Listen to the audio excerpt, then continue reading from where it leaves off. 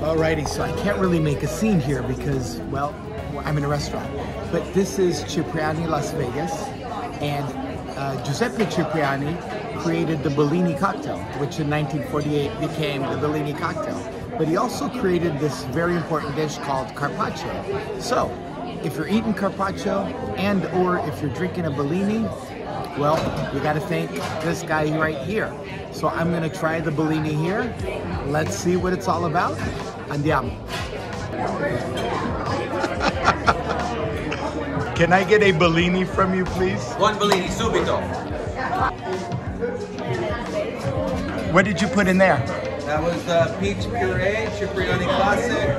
This is Cipriani Prosecco. Very simple, nice little mixture here. 5-ounce Bellini glass.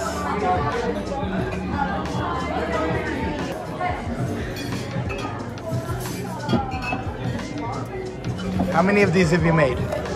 About 500,000. Wow. Wow. Okay, so let's see what this is all about. What I love about it is the unique glass. I think we went through the same story when we did the Negroni Sbagliato. The glass doesn't need to be expensive. It needs to be unique. So unique glass, iconic. Love this nice little peach color with a little foam on top.